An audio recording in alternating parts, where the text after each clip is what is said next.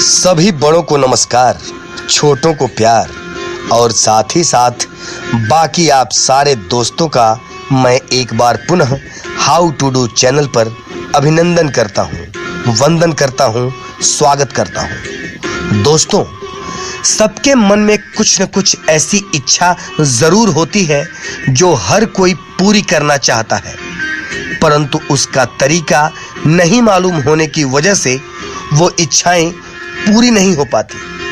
अतः आपकी कल्पनाओं को साकार करने के लिए जो भी समाधान हो सकते हैं, या मेरे मन में जो भी विचार आते हैं, या कहीं से कोई विषय मिल जाता है, तो उसे आप सबके पास अपनी टूटी फूटी वाणी में पहुंचाने का प्रयास करता हूं और साथ ही साथ उम्मीद करता हूं कि आपसे सराहना भी मिलेगी और मिलती भी है, वो भी उम्मीद से ज़्यादा। पर मैं सबसे ज़्यादा आभारी उन सभी दोस्तों का हूं जिन लोगों ने मेरे चैनल को सब्सक्राइब किया, लाइक किया और मुझे इतना प्यार दिया कि बहुत ही कम समय में मेरा चैनल इतना ज़्यादा पॉपुलर हो गया। इसी वजह से मैंने अपने चैनल पर एक नई सीरीज शुरू किया है जिसका शीर्षक है आपके मन की बात। तो दोस्तों, हमारे इस सीरीज के सभी वीडियोस को देखें, अच्छे लगें तो लाइक्स करें, सब्सक्राइब करें और हाँ दोस्तों, कमेंट करना ना भूलें। मित्रों, आपके मन की बात की इस तीसरी कड़ी में मैं आपको आपके ही मन की उस प्रचंड शक्ति के बारे में बताने वाला हूं। यदि उसका प्रयोग करना आ गया आपको, यदि उस शक्ति को आप पहचान गए, उस पर नियंत्रण कर लिए, तो वास्तव में आप वो सब कुछ प्राप्त कर सकते हैं जो आप चाहते हैं, विचार करते हैं या फिर कल्पना करते हैं। दोस्तों, सृष्टिकर्ता ने मनुष्य को एक अद्भुत अपूर्व वस्तु प्रदान की है। वह वस्तु है उसका मन। मन में अनंत शक्ति निहित है। मनुष्य अपनी इस शक्ति का सदुपयोग भी कर सकता है और दुरुपयोग भी। कठिनाई यह है कि आज अधिकांश मनुष्य अपने मन की आश्चर्यजनक शक्तियों से अपरिचित हैं। साधारण लोग शरीर की शक्ति को ही सर्वोपरि मानते हैं। उनकी समझ में जो आदमी जितना अधिक हट्टा कट्टा, पुष्ट और मजबूत होता है, वह उतना ही अधिक शक्तिशाली होता है। जो मनुष्य 4-6 कुंटल बोझे को आसानी से एक जगह से उठाकर दूसरी जगह रख सकता है, मोटर गाड़ी को पकड़कर रोक सकता है, लोहे की मोटी छड़ को मरोड़ सकता है, उसे बहुत बड़ा बलवान माना जाता है। लेकिन वहीं एक ऐसा मनुष्य जो 20 किलो का बोझा भी नहीं उठा सकता, ऐसे शक्तिशाली व्यक्ति को ललकार देता है और उसे अपनी आज्ञानुसार चलने को बाध्य कर देता है, मजबूर कर देता है। तब जाकर हमको अनुभव होता है कि संसार में स्थूल शक्ति से भी बढ़कर कोई सूक्ष्म शक्ति काम कर रही है और वही वास्तव में समस्त शक्तियों का मूल कारक है, समस्त कार्यों का मूल कारण है। मित्रों, यदि विचार किया जाए तो संसार का आदि स्वरूप सूक्ष्म ही है और उसी से क्रमशः स्थूल का विकास हुआ है। प्लैंक थ्योरम भी यही कहता है दोस्तों। इस प्रकार हम सूक्ष्म को स्थूल का कारण कह सकते हैं और कारण को जान लेने तथा अपने वश में कर लेने पर कार्य को सफल बना सकना कुछ भी कठिन नहीं रहता। मित्रों, आप जानते होंगे एक समय था जब मनुष्य केवल अपने हाथ पैरों की या हाथी घोड़ों बैल आदि की शक्ति को ही प्रधान मानता था और उसी से बड़े बड़े कार्य सिद्ध करता था। उस समय अगर उनको कोई 100 मन की वस्तु अपने स्थान से हटानी पड़ती तो उसमें 100 आदमी लग जाते थे या अनेक हाथी बैलों आदि को जोतकर इस कार्य को पूरा किया जाता था। पर कुछ समय पश्चात जब मनुष्य को भाप जैसी सूक्ष्म वस्तु का ज्ञान हुआ तो उसकी सहायता से अकेला मनुष्य ही हजार टन वजन की वस्तुओं को हटाने में समर्थ हो गया। इससे आगे चलकर मनुष्य को बिजली की शक्ति का ज्ञान हुआ जो भाप की शक्ति से भी सूक्ष्म थी। इससे मनुष्य को ऐसी शक्ति प्राप्त हुई कि वह सैकड़ों मील दूर बैठकर ऐसे ऐसे कार्यों को पूरा करने लगा जिसे पहले 2-4 हजार आदमी भी कठिनाई से कर सकते थे। अब वर्तमान समय में मनुष्य ने अणुशक्ति को हासिल कर लिया है, जो बिजली से भी अत्यंत सूक्ष्म है। इसकी सहायता से अब यह आशा की जा रही है कि मनुष्य बड़े बड़े पर्वतों और सागरों की भी काया पलट कर सकेगा और आकाश स्थित ग्रहों पर भी अधिकार जमा सकेगा। इतना होने पर भी ये सब सिर्फ भौतिक शक्तियां हैं मित्रों। इन सब का उद्गम भौतिक पदार्थों से होता है और उसका प्रभाव भी भौतिक जगत तक ही सीमित रहता है। मित्रों, हमारा मन इन भौतिक पदार्थों की अपेक्षा कहीं अधिक सूक्ष्म है, इसलिए स्वभावतः वह इन सब की अपेक्षा अधिक शक्ति का भंडार है। यह सच है कि लोगों को न तो मन की शक्तियों का ज्ञान है और न वे उससे काम लेने की विधि जानते हैं।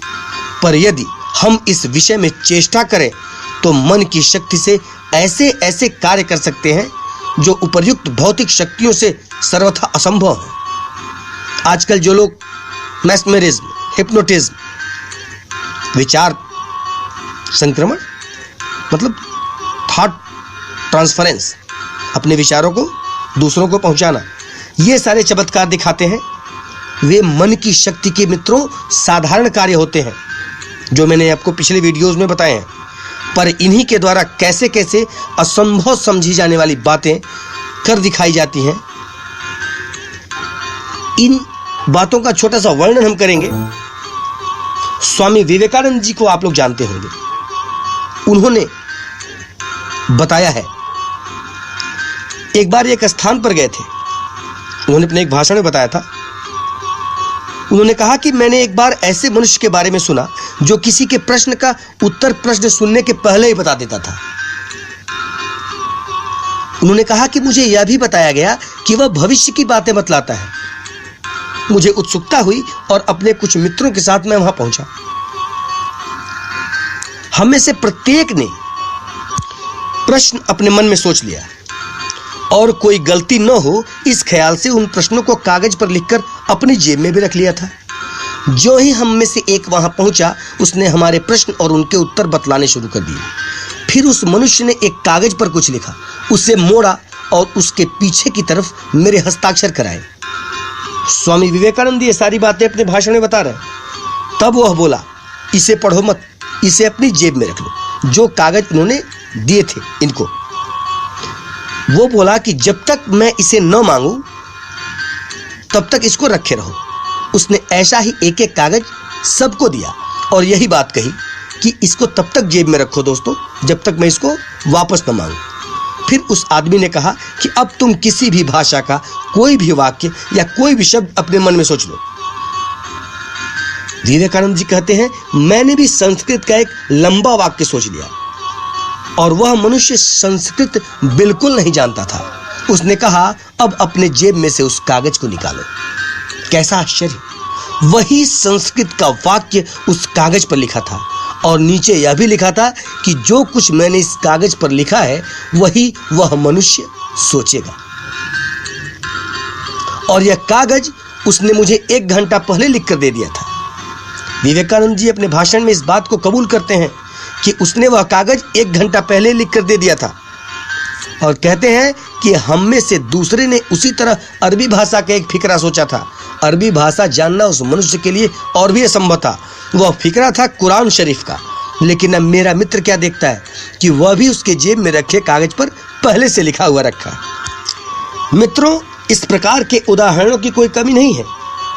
मैंने यह उदाहरण इसलिए दिया क्योंकि यह उदाहरण एक ऐसे महापुरुष के मुख से निकला जिसकी सच्चाई पर कोई अविश्वास नहीं कर सकता। यह बात वैसे बड़ी आश्चर्यजनक सी लगती है, पर यह दूसरों के दिमाग में उठने वाले विचारों को जान लेने और अपने विचारों को उनके दिमाग में प्रविष्ट करा देने की विद्या के सिवाय कुछ नहीं। बहुत ही साधारण सी मन की शक्ति है ये।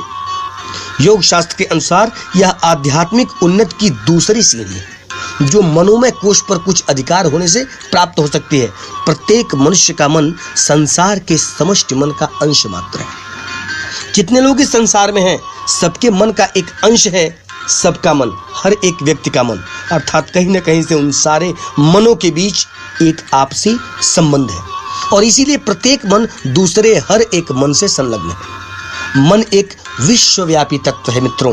इसी अखंडता के कारण हम अपने विचारों को एकदम सीधे बिना किसी माध्यम के आपस में ट्रांसफॉर्म कर सकते हैं और इसके द्वारा छोटे मोटे चमत्कार नहीं दिखला सकते, वरन बहुसंख्यक व्यक्तियों के मन को इच्छानुकूल मार्ग की ओर मोड़ सकते हैं मित्रों।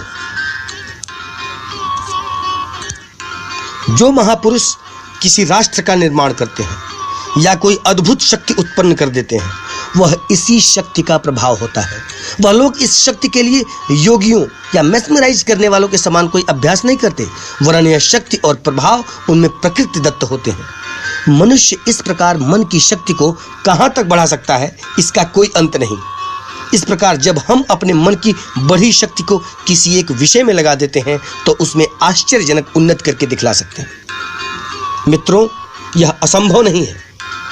भारतवर्ष के ऋषि महर्षियों ने बिना कॉलेजों और विश्वविद्यालयों की शिक्षा प्राप्त किए जो अद्भुत आविष्कार किए थे और वैज्ञानिक सिद्धांतों को खोज निकाला था, उसका मूल इसी प्रकार की मानसिक शक्ति में था।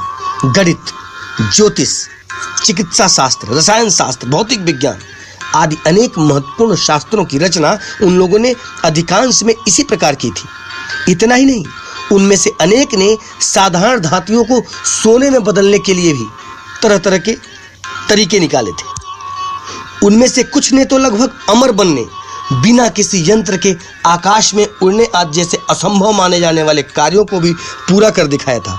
पर चूंकि इस प्रकार के कार्यों में उनकी मानसिक शक्ति ही प्रधान थी, वर्तमान समय के अनुसार बाह्य यांत्रिक साधनों का उनमें विशेष संपर्क न था। यही कारण है कि उस समय इन विद्याओं और विधियों का वैसा सार्वजनिक रूप से प्रचार न हो सका जैसा कि हम आजकल देख रहे हैं। पर इससे यह नहीं कहा जा सकता कि वर्तमान युग विज्ञान की दृष्टि से विशेष उन्नति का है। इस समय वैज्ञानिक आविष्कारों की सार्वजनिकता का परिणाम यह हुआ है कि उनमें से अधिकांश का दुरुपयोग हो रहा है और प्रत्येक आविष्कार रुपया कमाने का स्वार्थ साधन मात्र का जरिया बनता जा रहा है। अंत में बढ़ते बढ़ते यहाँ तक नौबत आ गई है कि स्वार्थी और गैर जिम्मेदार व्यक्ति अणुबम और हाइड्रोजन बम जैसे विनाशकारी साधनों के अधिकारी बन गए हैं और संसार के अस्तित्व को खतरे में डाल रहे हैं। यही कारण था कि भारत के प्राचीन विद्वान और वैज्ञानिक शक्ति संपन्न व्यक्ति ऐसे रहस्यों को केवल अधिकारी व्यक्तियों को ही बतलाते थे जो उसका दुरुपयोग न करें, और बतलाने के पहले उनकी हर प्रकार से परीक्षा भी लेते थे। मित्रों, दोस्तों, इसमें संदेह नहीं है कि मन की सामर्थ्य अपार है और यदि हम वास्तव में मन की शक्ति को बढ़ाकर अपनी और दूसरों की उन्नति के लिए उसका प्रयोग करें तो संसार का बड़ा कल्याण हो सकता है। इसलिए दोस्तों, अपनी मन की शक्ति और उसके बल का विकास कैसे करेंगे, वास्तव में सोचने वाली चीज़ों को प्राप्त कैसे कर सकते हैं, यदि सही मानसिकता हो, दुरुपयोग ना करें, तो निश्चित रूप से आपको यह शक्ति प्राप्त होगी। अगली कड़ी में आपके मन की बात में मैं फिर आऊँगा और आपकी मानसिक शक्ति का विकास कैसे कर सकते हैं और अपने मन की जो प्रचंड शक्ति है उसको बढ़ा कैसे सकते हैं उसे बताऊंगा। दोस्तों, अब तक के लिए धन्यवाद। मेरी अगली कड़ी का इंतज़ार करें और मेरे इस वीडियो को अच्छा लगा हो तो दोस्तों लाइक करें, सब्सक्राइब करें। बहुत बहुत धन्यवाद।